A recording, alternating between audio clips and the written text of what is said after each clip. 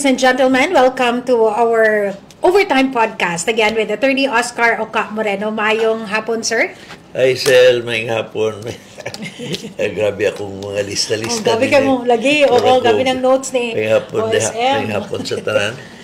Mura kong galista din ni Og. Parang estudyante. Di ka nang sure tres. Abi ko, listahan sa utang. Dili. Very interesting. Yeah.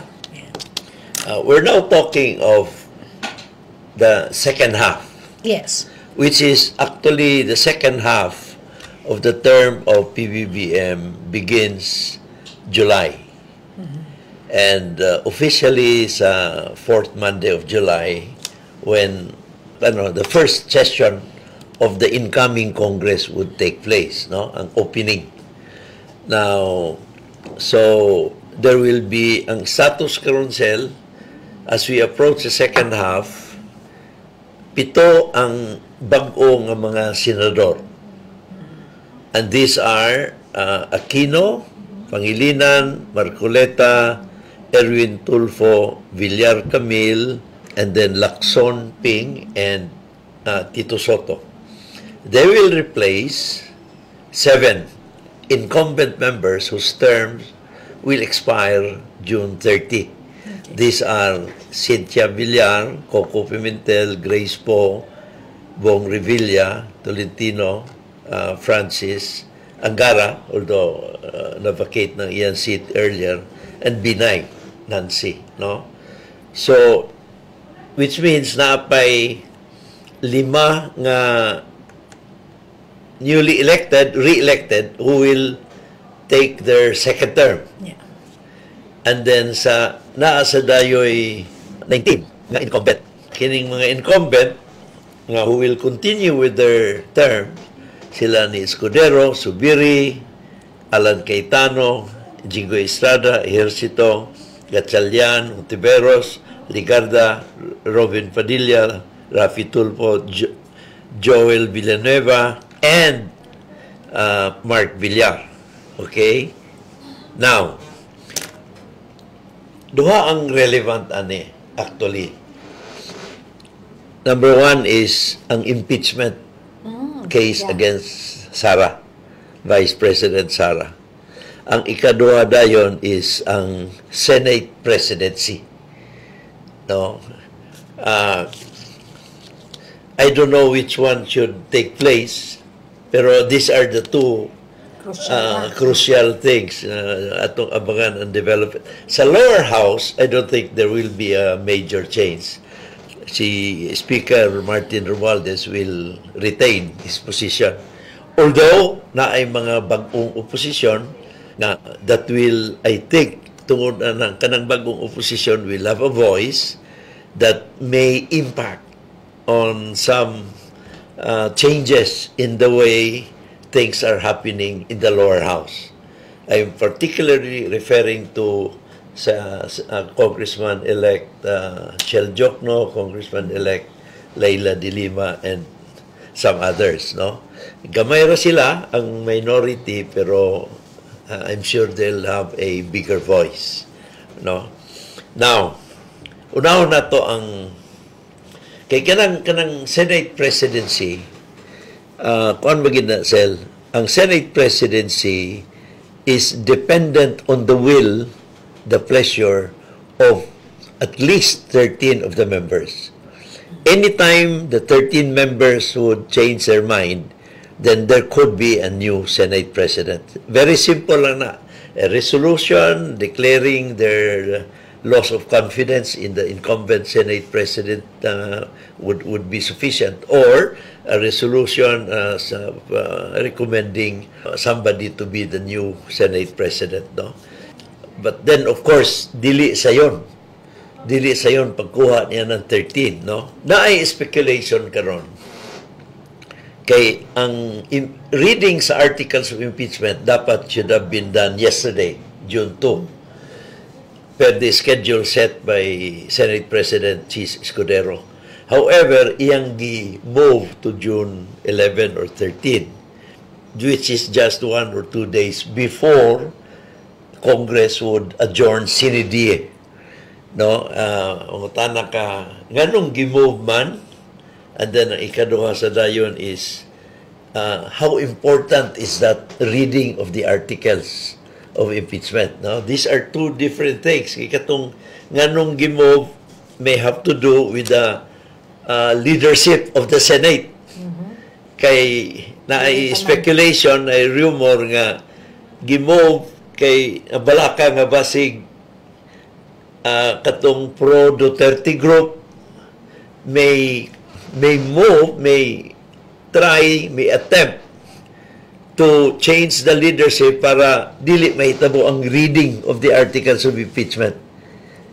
Kaya dili mahitabo ang reading of the articles of impeachment, naadayoy issue din diha na at least legal issue on whether or not the Senate has acquired jurisdiction over the impeachment case. Now, kay generally, manggod, pag-adjourn sa Kongreso CNDA, that's the end of that Congress, no?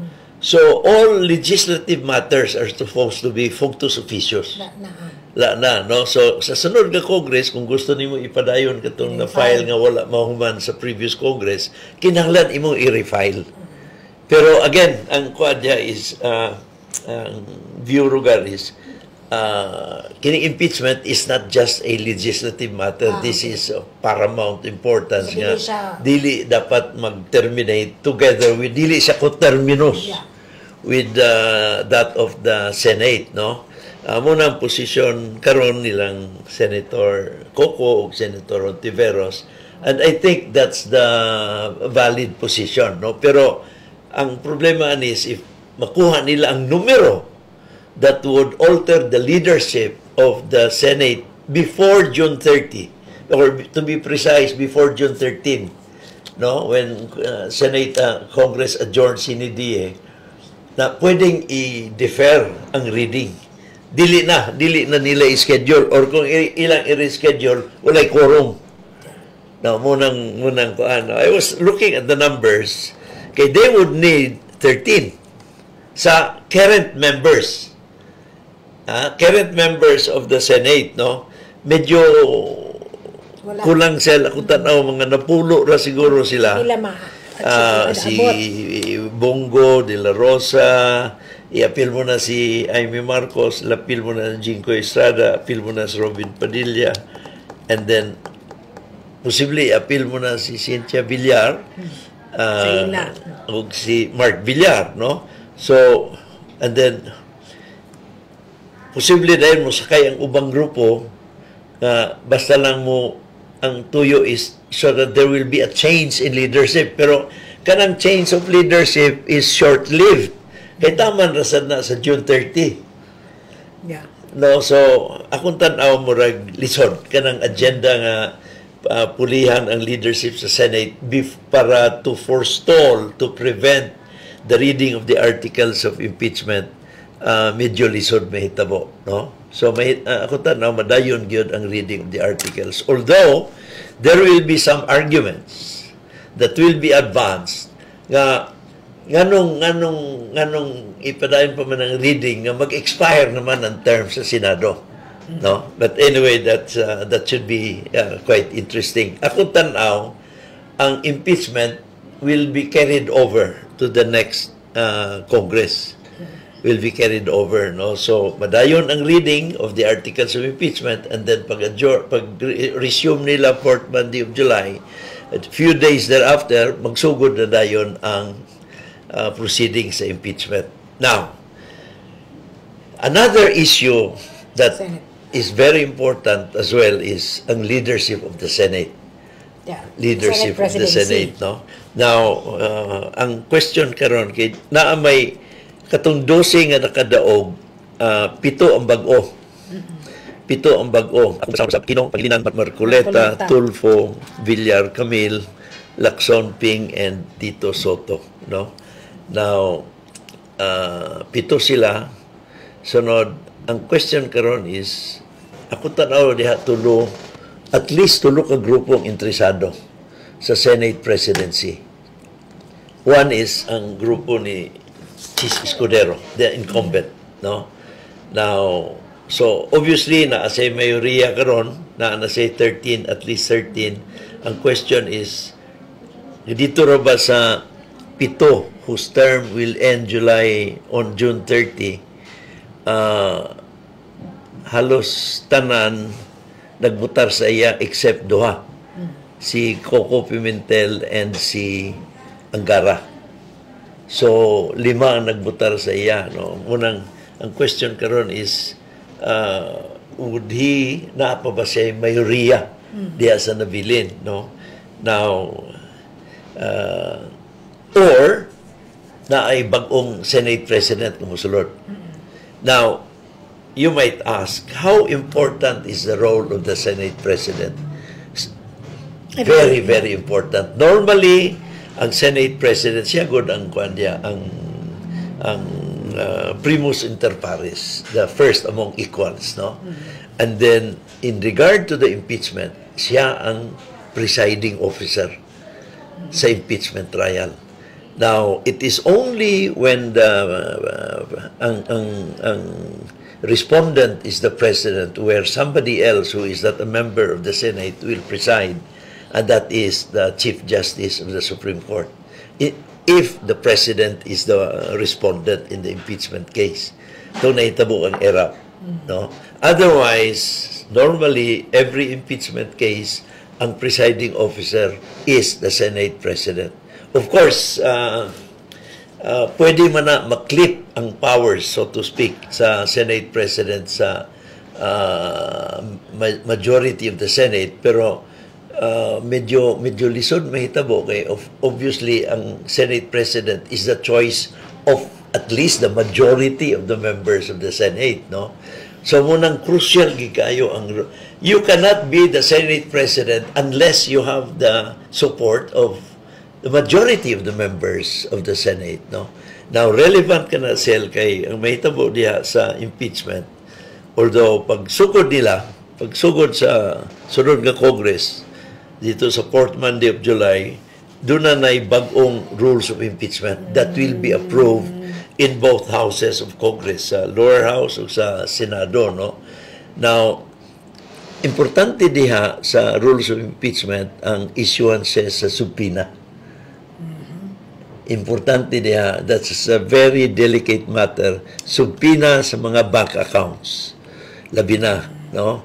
Kay siyempre, ano ni siya sa imo, sir, ha? Very familiar kay ganing pag-abot sa bank accounts. Lagi kay nahitabo tong sa kang impeachment ni President Erap. The subpoena that led us to the Jose Velarde account was signed by the Chief Justice as the presiding officer. Now, and that was the only subpoena that was issued by the Chief Justice. Kay nahitabo, Sel, pagkahuman ato, the Senate adopted, changed the rule so that issuances of subpoena would require the concurrence of majority of the members of the Senate. Ilan ang gibalhin. Wala na laing subpoena nga na-issue ang trial. Pero dito sa subpoena nga na-issue, duha ka envelope ang importante dito. Itong first envelope and katong second envelope. Pero katong second envelope, wala naman maabrihe.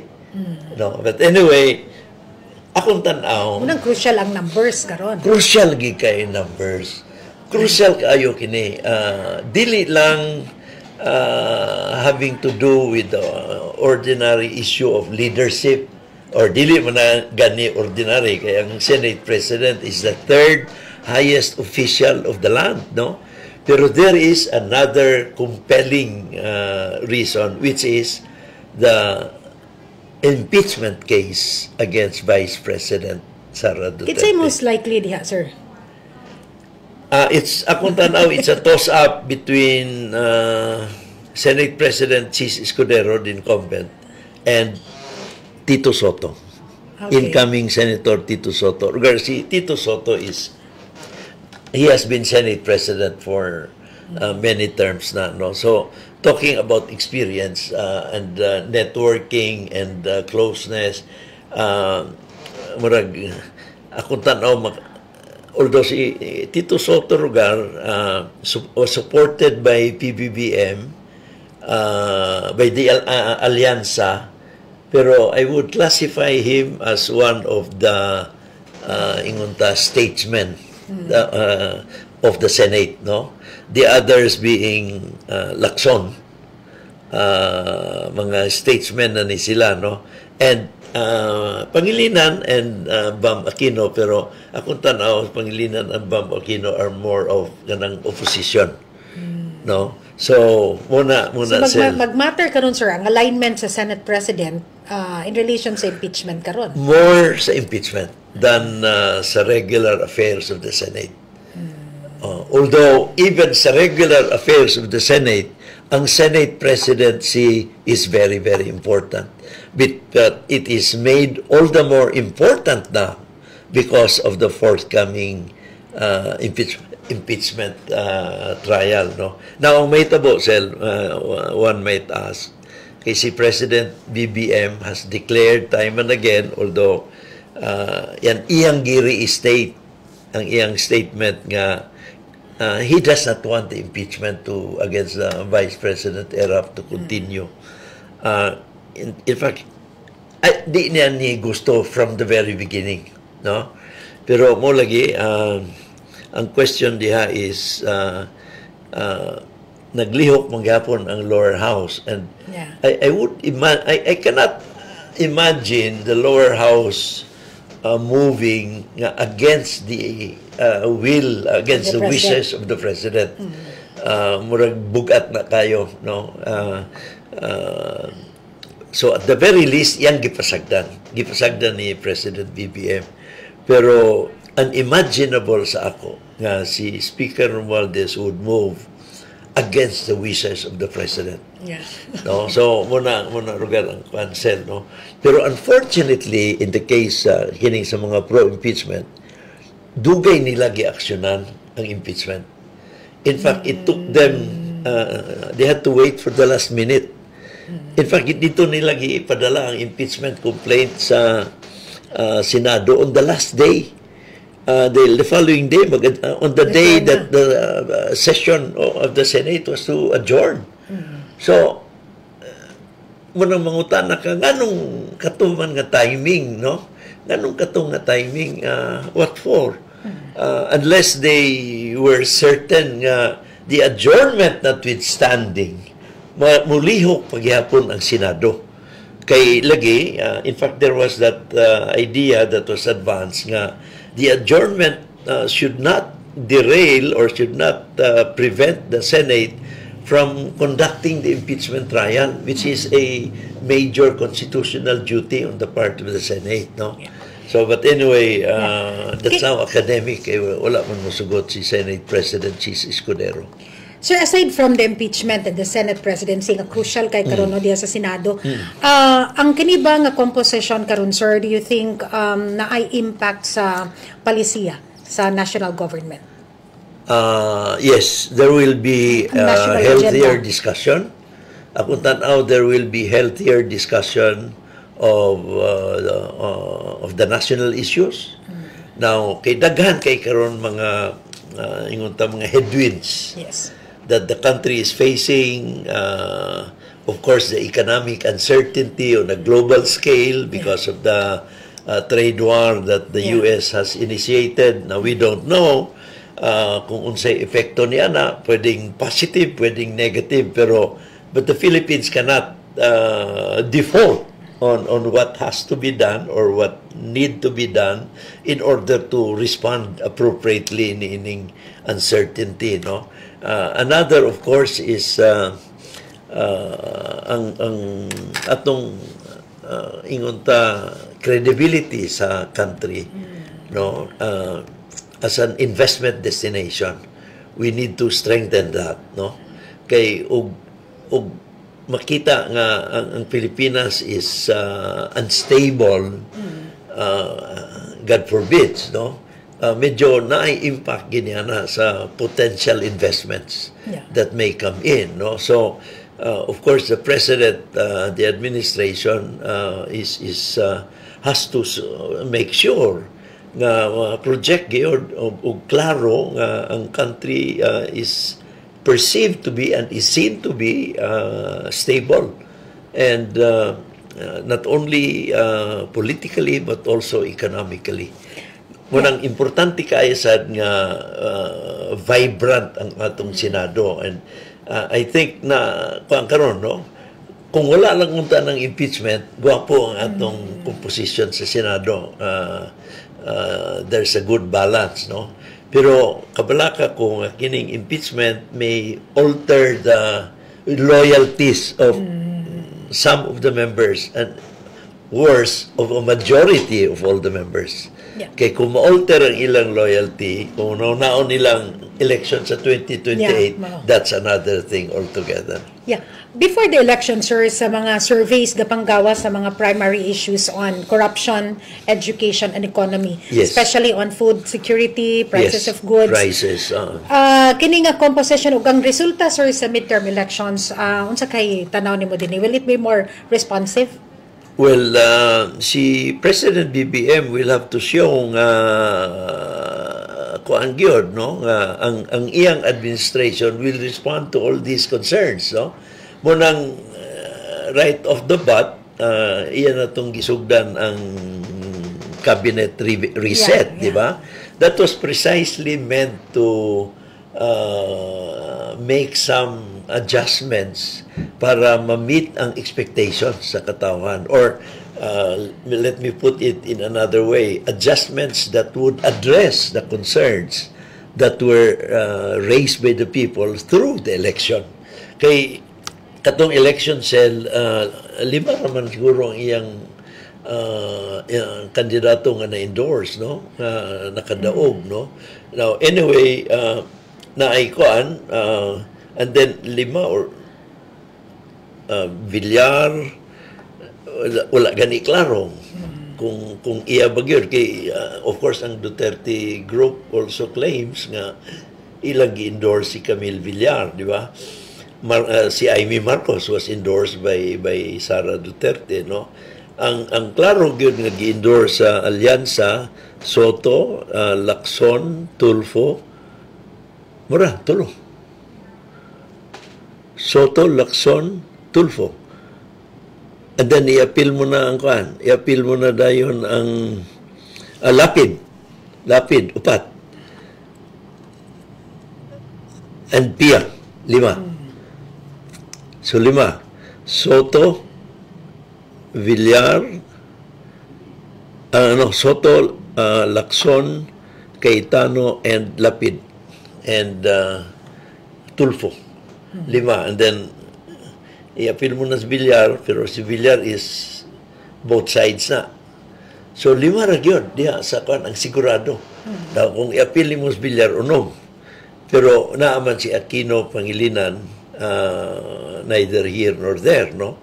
Pero Marcoleta, Duterte group ni, Marcoleta, Go, ug si Bato, and si Amy, 4. Now i-appeal mo pa si Villar, na 5.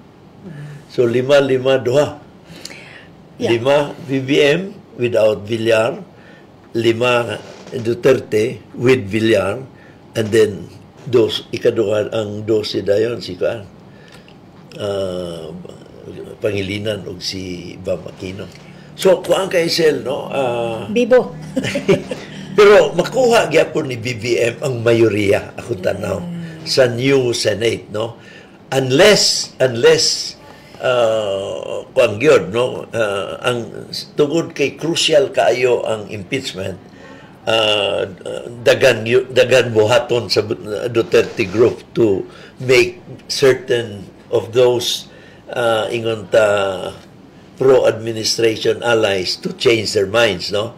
Of course ang target ana is 2028 na. Yeah. Na yung mga cancel. I don't wish to speculate, no, pero that's how important the impeachment is to the Duterte group. Now, nganong importante man sa Duterte group ang impeachment? Kay the moment nga magsugod ng impeachment cell, ang una yung buhaton sa prosecution is to subpoena the bank accounts. Now, the bank account of the Vice President, and daghan na day na, manganak na day na sa ubang bank accounts. Now, remember diha sa mga bank accounts, bank documents never lie. Never lie, no? Naagi diha kay kuan man na documented man na, all bank transactions are documented. Now, that's one basic rule in banking. The other basic rule in banking is bank documents do not lie. So, unsay imong makita, that's what it is. That's the truth. That's the evidence of the transaction. Now, muna karon nga diha baya nakuan si former President Erap sa bank documents, no? Now, pero wala sila musugot nga abrihan tong second envelope.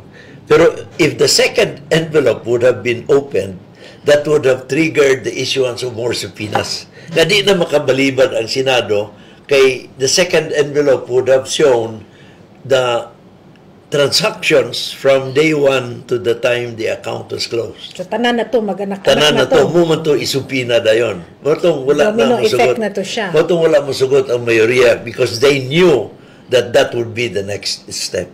And you're seeing that now with the impeachment of VP. Ang Sara. problema diha, kung naa sila gitago, di ginan, muna ikan, that's how desperate they can be. Kung naa ilang itago, di ginan nila ipa-access ang mga bank deposits. Pero kung wala ilang itago, go ahead, wala problema. Total, ang question naman diha katong mga piatos, etc., di ba? Now, naa say side issue diha, Sel. Ang side issue diha, remember katubayang confidential fund sa tuig 2022.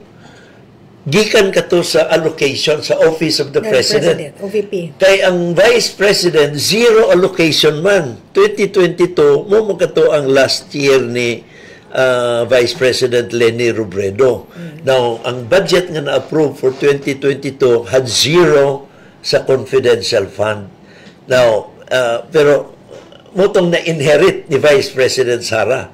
Now, munang nangayo siya og augmentation kang President BBM by the third quarter of 2022. Pag-assume niya, nangayo siya.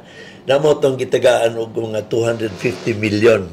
Now, pero katong 250 million, allocation kato para sa Office of the President. And that's another issue altogether. Kay kana nga issue, Sel, tungod kay gikan kana sa Office of the President, that could open another Pandora's box.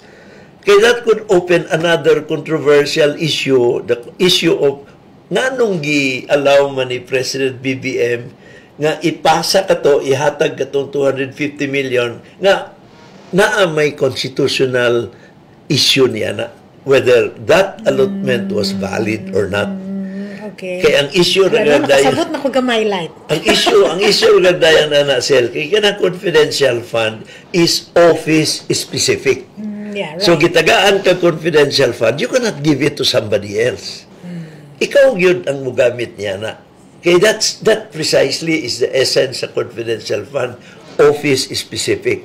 Now, pero kung imong gi-sub-allot, butang ta, valid ang sub-allotment, still, ang liquidation na should have been made by you. So, kinirugan ang 250 million. Kung na-liquidation the liquidation should have been done by the Office of the President under normal conditions. Sir, ang Na, office... munang pangutanda diya, is that the reason perhaps nga dili gusto ni President BBM na mag-continue ang impeachment. O padayon ang impeachment. Now, abangan nato sa sunod. Oh. Kaya mao ka na, Sel, akong tanaw, lugar dili sa unsa ha, akong tanaw, nakasabot sila. Nga katong gibuhat So, back to you ni sir. Back to you, George. Back to you, George. Yeah, back to you. Pwede ba mahilabdan sa sir ang uban transaction sa confidential funds sa Office of the President aside from the 250 million as a result of the... Well, that would not be an unfair question. Nga dito sa confidential fund sa Office of the President, how much in addition to the 250 was transferred to other departments or to other offices? That would not be an unfair question. Yeah. Okay, the fact is, may establishment nga katong 250 million, gikan katong mo ka na ang questionable. Oh. And that would even constitute a culpable violation of the Constitution. Exciting. Karon, sir, last na lang question because we have limited time. How do you think the kakamping group will position themselves sa impeachment? Magulat lang sa and of course I can dili sa unsa, no, pero I would expect sila ni Senator Kiko, Senator Bam, and I would imagine Senator Lacson, no, kanang mga statesmen. Now, they will dig into this. They will dig into this, pero dili lang garapal. Pero mangutana gid sila unsa man ang constitutionality atong sub-allotment or pag-issue sa 250 million pagpasa dito sa Office of the Vice President. Was that constitutional or not? And another angle also, sir, si Senator Laila De Lima. Kay, I think should be part of the... She'll be a member, pero mo lagi, ang question diha na magsabot sila ni Speaker Martin Romualdez. Kay, muna yung problema ni Speaker Martin Romualdez, no? Kay, siyempre, that would be raised by the defense. That would be raised by the defense. At mismo silang Congresswoman Laila De Lima would be pressed to the corner kay alang-alang unsa may ilang kuan dependihan ro nila atong transfer sa 250 million. Mo kanang kuan, no? So interesting popcorn, daghani nga popcorn. Yeah, bito, how will that affect the country, the nation as a whole, sir? Ang impeachment, how long will it take? Ang akong kabalakan, Sel, is ma-divert kita. Muna akong kabalakan, ma-divert kita sa necessary focus. Yeah, right. Especially, like I said, as we face the headwinds, no? Dagan kayo mga uncertainties. Mauman to ang basic issues unta, no? Nga matiman. Oo. Now, pero we'll just have to survive. We'll just have to survive. How long will an impeachment take place? Ang yahang hearings, sir? 3 months. 3 months? 3 months, 6 months, Kay, muinit man na. Muinit man na. And then, pag init, the people will begin to discern kung unsa gyud ang mga major issues niini that matter to them. So, wala din na siya kuan ka na bang time frame? Walay deadline. Walay deadline na dapat mahuman na mo ani nga bulana. Of course, ang stages ang prosecution will present its case and then ang defense dayon, etc. No? Pero that will take time. Depende. Now, of course, ang progress at sa impeachment will be influenced by the unsa nga mga ebidensya ang mogawas during the trial. So, yeah. The longer it takes, sir, the more nga ma-divert ang attention sa national government on the impeachment kaysa sa... The longer it takes, kung dragging siya, the less important it becomes. The less important it becomes. So, abi ni mo, Sel, ka ng impeachment, abi ni mo sa akong experience, kami ni the late Senator Joker Arroyo, kada adlaw to siya, Sel, alas 5 buntag, mamukaw na. Sige siya, we have to move. Abi ni mo doon na say, hindi na ko malimtan. Ingon siya, the people expect us to be gladiators. The people expect us to be like gladiators. We have to draw blood every day. No, muna kinahanglan na kay ebidensyang i-submit kada adlaw. The people expect us to be gladiators. Mo ka ng term that the late Senator Joker Arroyo kept on reminding me. So, pressure was really very, very huge, no? Kay wala kay mahatag during, kay nagsabot naman katong unwritten agreement. Although, naakatusel nga, the prosecution will not release any document or any statement na wala pa moagi sa impeachment court. Para wala irregular trial by publicity. Pero once nga nasuod na, nakalusot na, nakasulod na sa impeachment trial, we can discuss that through media. Kaya mo and I'm sure that will also be the rule in this impeachment trial. Wow, so interesting. Interesting, very interesting. And Abangan na to, sir, niya ato ni siyang i-follow nga unsa no nga kabanata unsa na sa ang sunod. Lagi, and then in 1 week's time or a little over a week pibawa na nato kung unsang may tabo. Nabasa na ba ang articles of impeachment, and then klaro na dayon ang schedule by 4th Monday of July and a few days thereafter. Pero the battle is still about to begin. Yeah.